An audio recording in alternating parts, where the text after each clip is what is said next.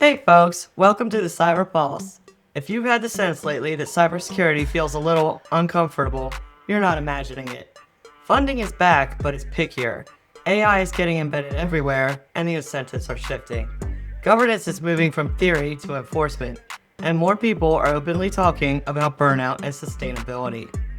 All of this means the industry is going through some growing pains right now. In this episode, I want to walk through a few signals from the end of 2025 into early 2026 that help explain why cybersecurity feels the way it does right now and what those growing pains are telling us. As always, I'll share the links to my sources in the description. Let's start with one article that's actually worth checking out as we kick off the new year. It's called "It Was a Big Year for Cybersecurity," published by Crunchbase in mid-January. What makes this one useful isn't that it recaps 2025 funding, it explains how the market recovered. And that part matters more than a headline. Yes, total cybersecurity investment went up year over year. That's the obvious takeaway. But the more interesting story is where the money actually landed. Deal volume didn't explode. There wasn't a return to chaos. Capital concentrated. Fewer companies raised money, but the ones that did raised bigger rounds. That's conviction. Investors weren't funding security as a vague category. They were funding places where demand is really proven. Data security, identity-centric platforms, and cloud risk. They're line items in real budgets. The article also reflects something practitioners feel every day. Buyers are done paying for tools that add work. Companies that could honestly say, "We reduce manual effort," or "We simplify how security actually runs," did better than companies promising slightly better detection. Another signal worth calling out is stage mix. Early stage funding rebounded more than late stage mega rounds. That suggests investors still believe the next generation of security platforms is being built, just with a lot less patience for fuzzy platform stories. Solve one painful problem really well or don't bother. AI shows up too, but not in a hypey way. It was not treated as a category on its own. It's treated as an accelerant. If AI helps automate analysis, shrink triage, or scale decisions without more headcount, investors like it. If it's just AI for the sake of saying AI, they don't. Zooming out, the real takeaway here is maturity.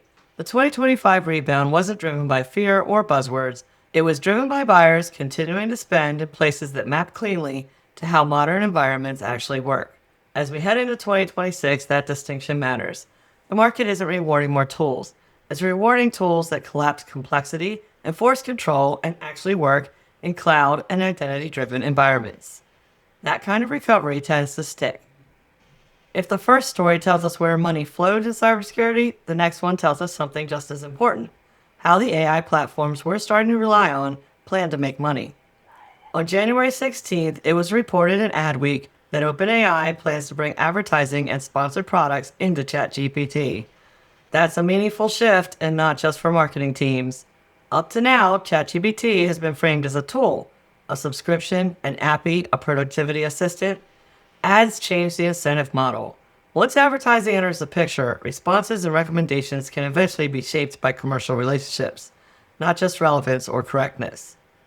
For security folks, this matters in a couple of ways.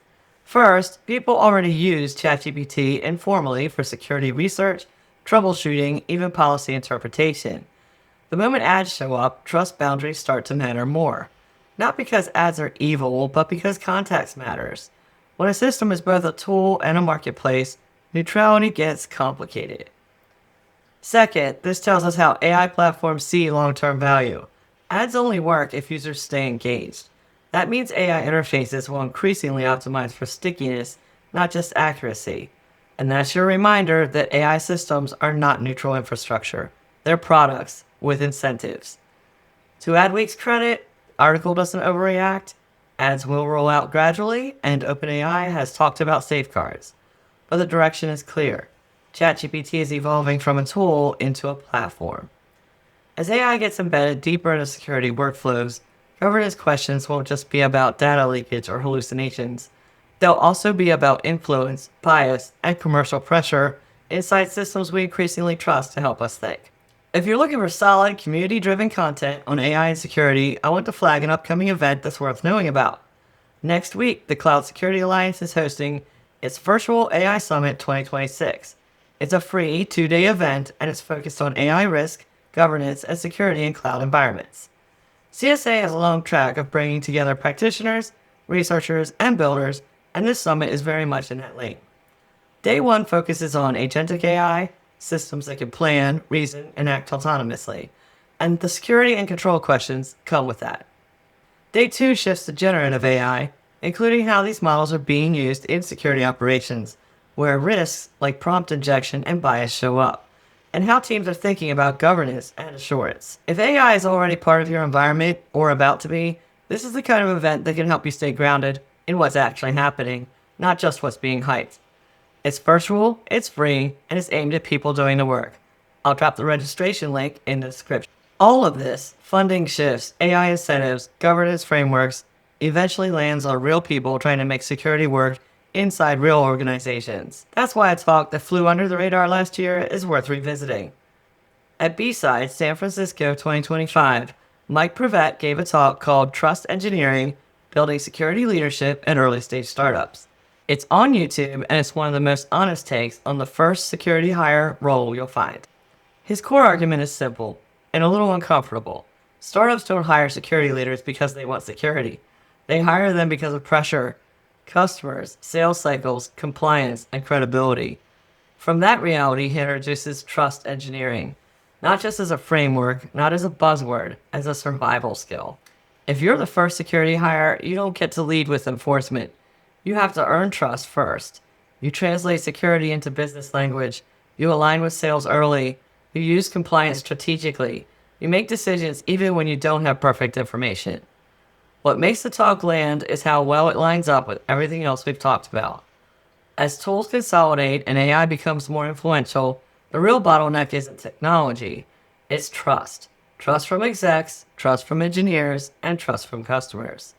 Prevet's point is that security leadership isn't about being right, it's about being credible, making progress without breaking the business.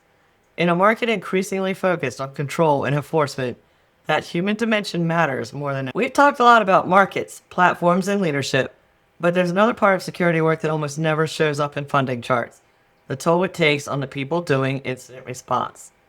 A great example of this comes from Ian Campbell, who works in security operations and threat research at Domain Tools. In early January, Ian published his weekly cybersecurity reading list through Domain Tools Investigations and shared it on LinkedIn. On the surface, it's exactly what it sounds like: a solid curation of things worth reading.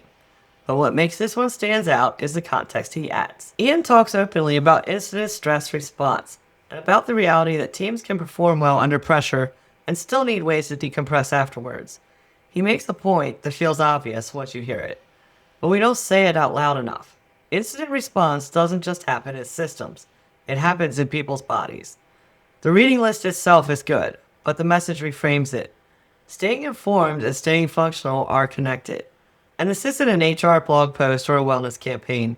It's coming from someone in the trenches talking to. As we push toward more automation, more real-time response, more always-on security, this perspective matters.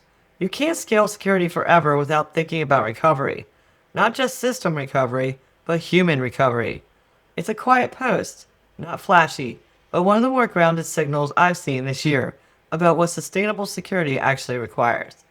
I'll link both Ian's post and the article in the description. Before we wrap, I want to give a quick shout out to Megan Popescu, founder of Kids in Cyber. Megan shared a post this week from BETT Global about the response she's seeing from schools and educators in the UK, and it's a reminder of something important. Protecting kids online and teaching digital literacy is foundational to society. If we care about the future of security, privacy, and technology, this work matters a lot. I'm a big fan of what Megan is building and how she approaches digital safety in a practical, empowering way. I strongly recommend following her and supporting the work. I'll link to her post and Kids in Cyber in the description. That's a wrap for this week's Cyber Pulse. Thanks for spending a few minutes with me.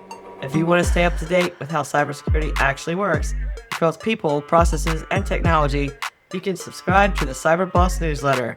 The link, of course, is in the description. Now, it's time to get back to business. Keep hacking your success.